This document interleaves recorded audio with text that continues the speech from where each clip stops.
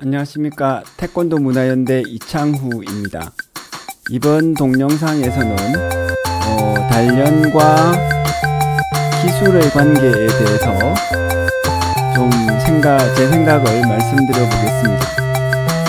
이 단련과 기술의 관계는 당연히 또 관련이 같이 있어야 되겠죠.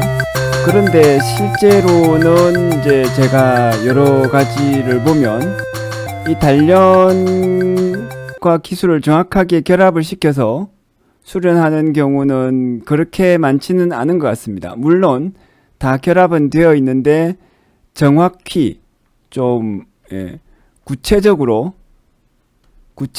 이 연관관계를 설명하는 경우는 많지는 않은 것 같아요. 그게 태권도를 가르쳐 주시는 분들이 몰라서 그런 것이 아니라 아마도 자기들 입장에서는 너무 당연하게 잘 알고 하니까 뭐 이렇게 하면은 당연히 요 관계를 이제 배우는 사람들이 알겠지 이렇게 생각하시는 것 같기도 하고 그렇습니다. 근데 어쨌든 제 경우에는 어릴 때 태권도 처음 배울 때 이 단련과 기술의 관계를 뭐 당연히 어느 정도는 있겠는데 구체적으로 이게 얼마만큼 어떻게 되는지를 잘 알고 하지는 못했던 적이 많고 그 다음에 그게 좀 오랫동안 궁금했었기 때문에 여러분들과도 같이 이런 이야기를 해보겠습니다. 일단은 여러분들이 몇 분들이 이 단련 중에서 이제 주먹 쥐고 푸시업 하는 거, 주먹 쥐고 팔굽혀펴기 주먹 단련과 관련된 것을 제가 이제 동영상을 올렸는데 여기에 관심을 보여주셨기 때문에 이 주먹 단련과 관련된 기술을 말씀을 드리겠습니다. 주먹 단련은 기본적으로는 팔굽혀펴기를 하고 지난번에 영상에서도 보여드렸듯이 요런 훈련이 되겠습니다. 자, 요런 훈련은 어디에 쓰느냐? 이 훈련이 필요한 기술은 일단은 요거예요.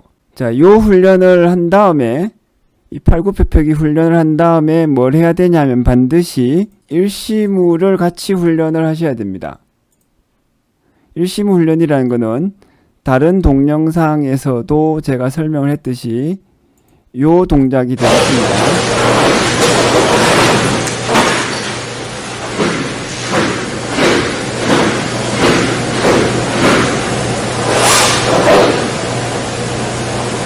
지금 이 동작에서는 제가 시범을 보이느라고, 그러니까 수련을 어떻게 하는지를 시범을 보이느라고 5번, 6번, 최소한 뭐 많아도 10번 정도만 이제 수련을 하고 있습니다.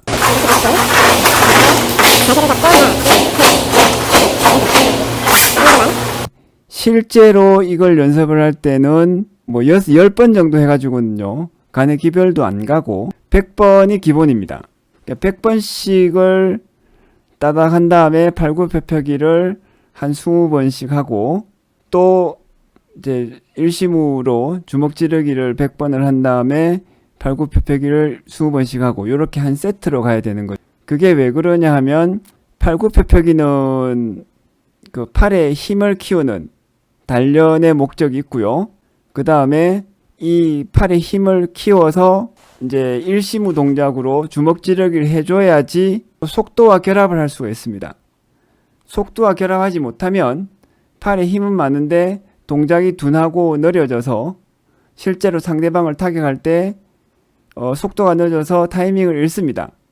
그 다음에 일시무에서 중요한 것이 지금 보시듯이 자세를 낮춰서 무릎을 많이 굽히는 것, 상체를 똑바로 유지하면서 무릎을 많이 굽히는 것이 중요해요. 그래야지 다리로 체중을 견디면서 그 다리의 근육을 팔을 주먹을 쥐를 때마다 같이 결합하는 것이 저절로 숙달이 됩니다. 요것도 상당히 힘들고 재미가 없기 때문에 한 10번 하다가 말거나 이렇게 되기도 쉽고 자세를 아예 높여서 팔만 이제 연습을 하는 경우가 많이 있습니다. 이렇게 되면 기술이 많이 발전을 못하죠. 자, 이렇게 해서 이제 기본적인 단련을 해서는 구체적으로 기술을 어떻게 쓰느냐, 여기에 씁니다.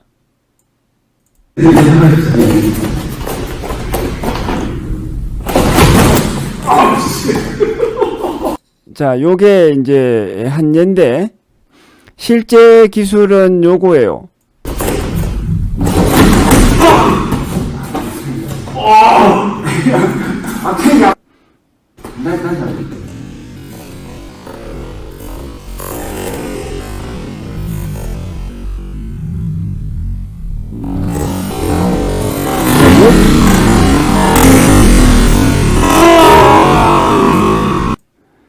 자, 여기서 중요한 거를 몇 가지를 이야기를 하면, 먼저, 자, 여기서, 공격자가 먼저 공격하는 게 중요합니다. 그러니까, 이 기술을 쓰는 사람이, 연습을 해서 기술을 쓰는 사람이 반드시 상대방이 먼저 공격하는 것에 대해서 반응을 해서 맞고 지르기를 하는 거죠. 그래서 맞은 다음에 질렀는데, 이때 질렀을 때 상대방과의 거리가 유지가 돼야 됩니다. 이 거리가 유지가 안 되면, 그 다음 발차기가 여기서 여기를 강타를 할 수가 없어요. 그래서 지금 여기에서 보시듯이 여기서 이 거리가 유지되어야지 요 차기가 가능합니다. 이 거리를 어떻게 유지를 하냐면, 이 거리를 유지하는 방법이 주먹을 질러가지고 요 팔로 상대방을 밀어야 돼요. 왜 상대방을 미냐 하면은, 상대방이 실제로 싸울 때는 밀고 들어옵니다. 조금 다시 앞부분을 보시면, 지금은 요거는 이제 연습 내지는 맞춰서 연습을 하고 있는 거라서 조금 다를 수가 있는데, 공격을 하죠. 예. 요 보시면 이 사람의 움직임을 보면은 몸체가 앞으로 전진을 한다는 것을 알 수 있을 거예요. 요게 실제로 그렇죠. 물러나면서 때리는 사람은 아주 뭐 기교가 있는 기교가 뛰어난 복싱 선수나 되는 것이고, 그런 사람들은 길거리에서 만날 일도 잘 없습니다. 그래서 이렇게 길고 들어오는 거를 막았을 때도 상대방의 동작을 좀 전진을 저지하지만 그래도 밀고 들어오는 경우가 있거든요. 요때 쳐가지고 상대방을 동작을 저지를 시켜야 돼요. 그렇지 않으면 그 다음에 발차기의 기회는 너무 가까워서 생기지가 않습니다.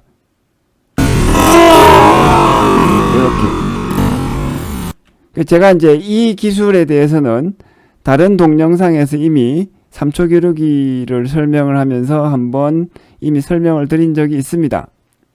이게 이제 잘 되면 어떠냐면은, 팔에 힘이 충분히 있어야 된다는 게 핵심이고요. 예, 핵심이고.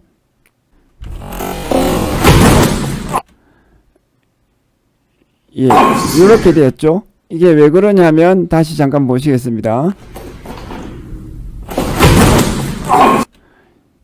이게 이제 주먹으로 약간 좀, 이 상대방이 잘못 맞았을 때, 공격하는 기술을 쓰는 제 입장에서는 좀 제대로 맞았을 때, 이 주먹에서 그냥 결과가 나타납니다.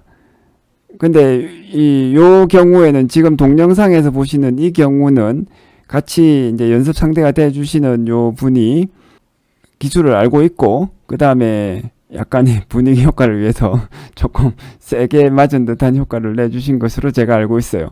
자, 다시 보시면,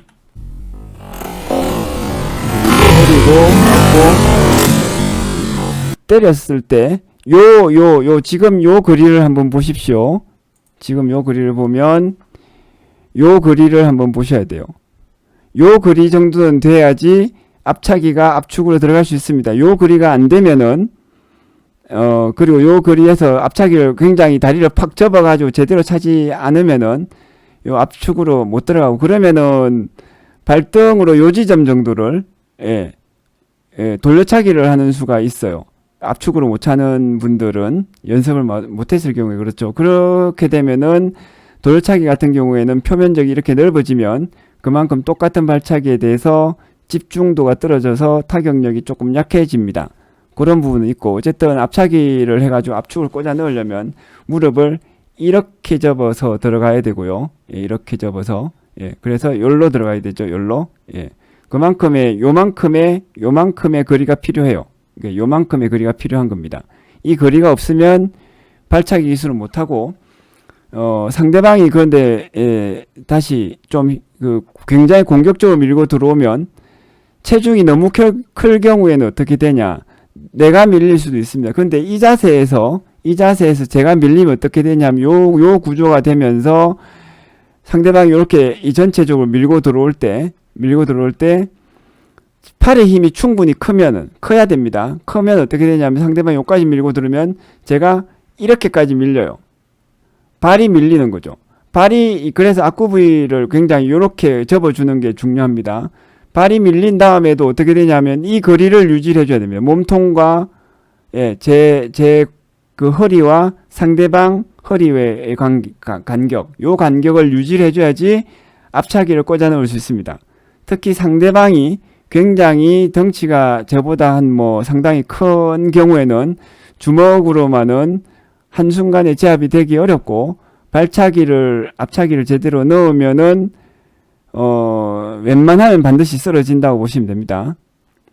압축으로 발차기 하는 거를 제대로 안 맞아보면은, 이걸로 쓰러지겠나, 요 걱정이 많이 됩니다. 저도 수련을 통해서 많이 차보고, 맞아보고 하면서, 이게 상당히 굉장히 파괴력이 크고, 이거 툭 제대로만 차면, 툭 쳐도 아프고, 제대로 꽂아 넣으면, 저보다 한 체중이 2배 정도 나가는 사람도 쓰러지겠다, 요 확신이 서는 거죠.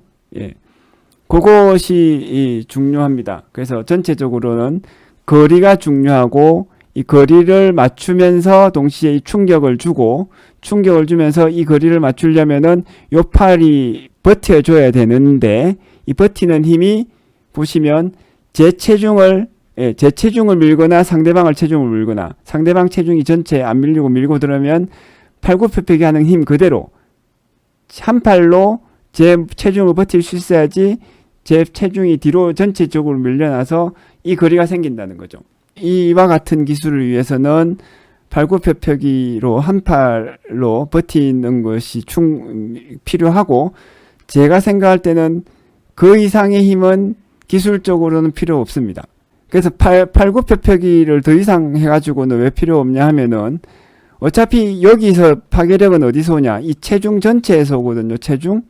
그래서 제 체중이 대략 60kg에서 63kg 정도 되는데, 이 체중을 다 전달하는 것, 그 이상의 것은 팔 힘으로 주먹 찌르기로 할 수 있는 것은 그 이상은 없어요. 물론 요만큼의 체중도 다 전달하지 못하죠. 왜냐하면 서 있는 힘이 해가지고 반반으로 나뉘고 이 정도 될 테니까요. 그래서 제가 예를 들면 60kg를 드는 게 아니라 한 손으로 100kg, 200kg를 들 수 있다. 물론 굉장히 그건 비현실적이지만 200kg를 들 수 있다고 하더라도 이 드는 힘만으로는 이 팔 힘만으로는 제 체중 이상의 것을 들어 올릴 것은 아니고, 이제 그럴 경우에는 거의 좀 쓸모가 없어집니다. 물론 자세를 더 낮추어서 상대방 위로 쳐올리거나 들어 올리거나 한다면 이 힘은 쓸 수 있겠습니다만, 지금 보시는 것 같은 요런 기본 기술에서는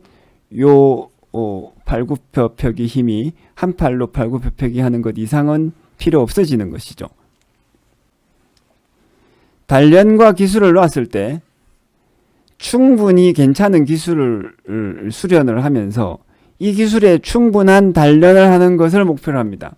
기술에서 필요로 하는 단련 이상의 것을 해서 멋지게 시범을 보일 수가 있습니다만, 그런 분들이 뛰어나고 이제 그런 분들은 또 직업적으로 태권도를 하시는 분들은 그럴 가치가 있는 분이죠. 그럴 가치가 있는 분인데, 예, 모든 사람이 그렇게 해야 될 필요는 없지 않나 싶습니다. 그러면 모든 사람이 태권도를 수련하는 모든 사람들이 해볼 만한 건 뭐냐면 자기가 필요로 하는 기술, 거기에 그 기술을 뒷받침하기에 충분한 단련, 그 정도를 해서 요 한두 개의 단련과 한두 개의 기술을 오랫동안 쭉 가져가셔야 돼요. 오랫동안 쭉이라고 하면 1년, 2년, 3년이 아니라 대략 한 최소 3년이고요. 최소 3년. 가능하면 한 10년 정도는 가져가야 됩니다. 10년. 10년을 하면 이 기술은 꾸준하게 제대로 이제 계속 교정을 하면서 수련을 하는 것을 이야기합니다. 10년을 계속 단련을 하면은 이 기술은 웬만하면 실전적으로 쓸 수가 있죠. 여러분들이 다니는 태권도 도장에서 사범님한테 이걸 이제 좀 교정을 받아도 되고, 뭐 유튜브를 통해서 저희 채널에 질문해 주시면 또 설명을 드릴 것이고요. 아니면은 뭐 예를 들면 저희가 이제 태권도 문화연대에서 주말에 수련 모임을 이제 코로나도 끝났고 해서 수련 모임을 할 텐데, 요때 같이 와서 한 번이나 두 번이나 매주 하는, 저희는 매주 하지만 여러분은 매주 올 필요 없이 바쁘실 경우에 한 번 와서 어떤 것을 어떻게 해야 되는지 좀 교정을 받고 또 한 몇 달 혼자서 열심히 수련하시다가 또 와서 이제 이대로 계속하면 되냐, 수련을 이제 교정을 받고 아니면 다음 단계로 뭘 해야 되는지 설명을 듣고 또 다시 그걸 가지고 가서 몇 달씩 연습하고 요런 과정을 거치는 것이 좋습니다. 예. 그래서 꾸준하게 하면은 파이터가 아니더라도 범법자들을 다 제압을 할 수 있는 그런 면에서의 실전 능력을 겸비를 할 수 있을 것입니다. 자, 전체적으로 단련과 기술의 연관관계, 그리고 어떤 기술을 왜 하는지 중에서 이제 저희는 요 기술을 늑대 사냥이라고 부르는데, 조금 우습죠. 왜 늑대 사냥이라고 부르냐면 앞차고 얼굴 맞고 몸통 지르고 앞차는 겁니다. 예. 요거 제대로 하면요, 상대방이 늑대급의 좀 싸울 줄 아는 이제 상대라고 하더라도 다 제압을 할 수 있습니다. 늑대급은 누구고 뭐 그 위에 급은 누구냐, 뭐 그 위에 급을 예를 들면 호랑이급이라고 한다면 저희 이제 농담 삼아 호랑이급이라고 부르는데, 호랑이급은 뭐 전문적인 파이터 같은 사람이죠. 뭐 그 UFC나 뭐 이런 데 가서 이제 챔피언을 해본 뭐 전문적인 파이터들이라면, 늑대급은 길거리에서 뭐 양아치나 깡패나 뭐 이런 사람들, 운동 좀 했다고 좀 싸울 줄 아는 사람들, 이런 사람들, 그 다음에 뭐 저보다 여러분을 포함해서 여러분을 기준해서 한 10kg, 20kg 정도 체중이 많은 사람들, 덩치도 크고 이런 사람들을 이야기를 하는 거예요. 그런 사람들을 대상으로 했을 때 충분히 요 기술을 정확하게 써서 맞히기만 하면 충분히 제압을 할 수 있다. 이런 뜻으로 이렇게 부릅니다. 뭐 이거는 뭐 공식적인 용어는 아니지만 뭐 저희가 내부적으로 이야기하는 이제 용어니까 참고를 하시고요. 어쨌든 단련과 기술의 관계에 대해서 설명을 드렸습니다. 다음에 또 여러분들을 찾아뵙겠습니다. 감사합니다.